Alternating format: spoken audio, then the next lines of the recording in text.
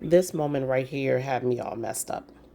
So back in January, earlier this year, I gave my husband a trim. And as you can see, he has over 20 inches of hair that he grew since 2011. He decided to grow his locks back in 2011 when we moved to Florida from Maryland, and he couldn't find a decent barber to save his life in Florida. So this is when I did his trim. I usually do his trim every year, but because we've been moving back and forth continentally for the past 4 to 5 years, he went probably about 3 years without a trim.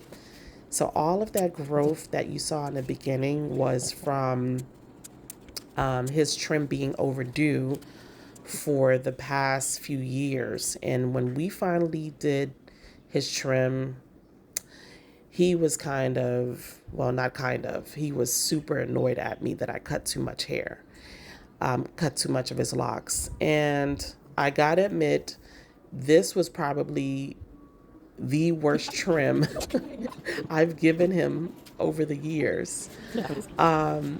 He had a lot of buildup, you guys, inside of his locks.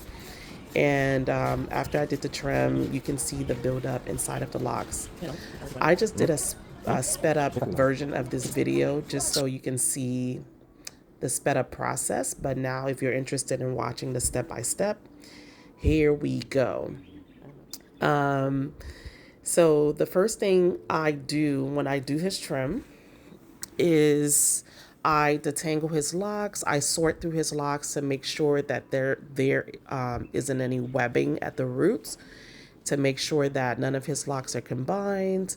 And typically I do his trim after I've done his retie.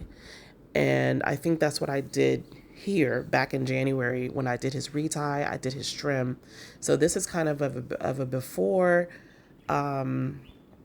where I'm just detangling his locks, separating his locks to make sure that there's no webbing at the root.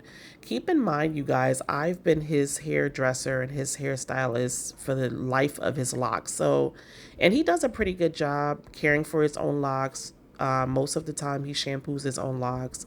When I can, I do it, or he goes and gets it done at a salon just to get a good deep cleanse shampoo. And of course, if you are imagining, his locks fills up the bowl every single time.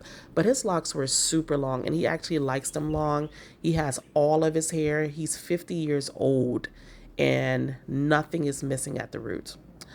Very full hair, and I don't think he's gonna lose any hair anytime soon.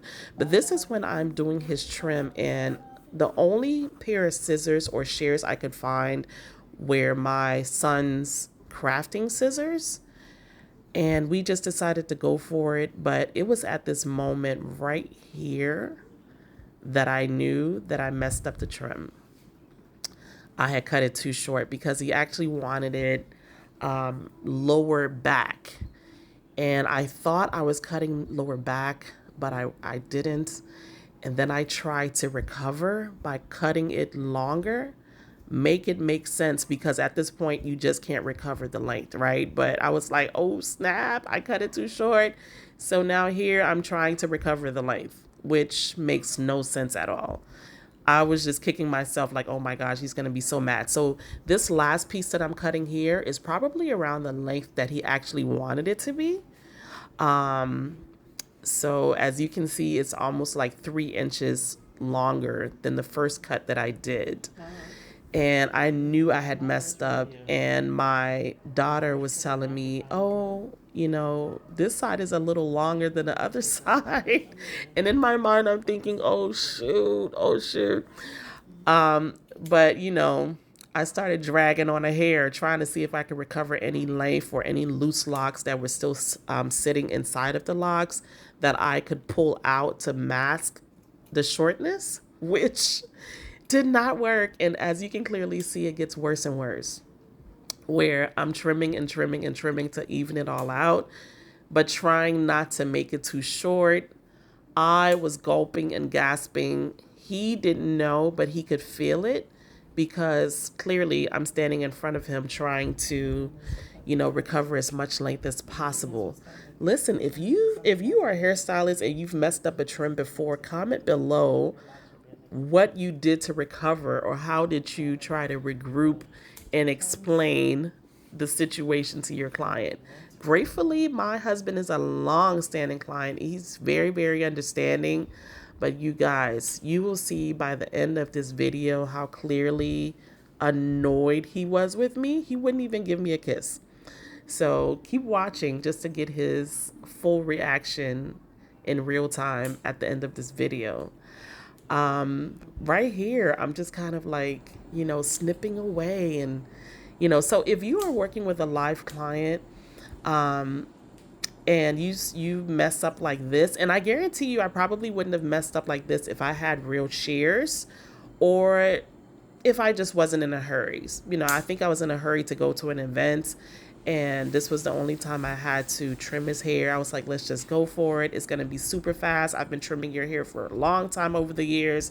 So I'm thinking, it's going to be just a little quick one and done, because he doesn't like, and I know for my pro girls, my Cosmo girls, this is not how we do all trims. We do it in layers, where I would part off the front, start from the very, very back, drop the hair down in layers. But he doesn't like any type of layers. He doesn't like all of the fuss. He just wants, every single time I do his trim, I just do a straight up, straight across, done. He doesn't want to sit there and have me part it off and divide it off and all of that. He always just like a straight across trim. And I've been doing it for about 14 years at this point. He started his locks back in 2011. So, I just thought it was going to be straightforward. But evidently, I was cross-eyed and in a hurry. And with the craft scissors, not being the sharpest tool to use when you're doing a trim on locks, it was just a mess. Gratefully, this was done back in January, and we're in June now. So his locks have, of course, grown out probably about an inch and a half since this time. And he's actually okay with the length right now. And probably in the next video, I'll do current, maybe when I'm doing his retie, I'm going to do his retie and do a video for you all to see. But he still has a good bit of length, but he felt so bad. He was so annoyed with me because he likes his locks long. He doesn't like to, have his locks flop in front of his shoulders when he's like bending down for something, or when he's working. So at this length, when I was done cutting, finally, when he looked down, his locks just kind of flopped over his shoulders, and he didn't like that. But as you can see, I'm trying to recover the best way I can without cutting too much of his locks off. I'm still snipping away. I'm still trying to make it make sense. Almost low-key hoping that, some length will just regrow instantly, because at this point I'm like, oh my gosh, the ground is going to open up on me, because this is just a mess. This was by far my worst trim, with him, since I've been doing his locks. Yeah, it was just a bad trim. So I even ended up cutting it a little bit crooked, that I had to go back and trim to get it to be all one length. And typically when I do his trims, it only takes me about maybe 10 minutes. Over the years, it takes me 10 minutes. This trim took maybe 30 minutes because I was trying to recover so badly and it was not working. And you can see the buildup inside of his locks. But I just thought to share because I saw someone post in the Team Microlocs group on Facebook about trimming locks. You should do a trim maybe once a year just to kind of, follow best practices with grooming. I do his once a year, but it had been many years since I had done his because of, a lot of traveling. And you guys, this look right here that he's about to give me is the look of death. when someone is annoyed at the outcome of their hair. But I think I recovered pretty well. I got it to be as even and as rounded off as possible. And like I said, this was in January, it's June now, so he's definitely recovered from this traumatic experience. Like, look, he won't even give me a kiss. And what do? I respond with being annoyed back at him for not trying to kiss me. So, yeah, he has all of his hair, 50 years Yes. old, no thinning, no balding.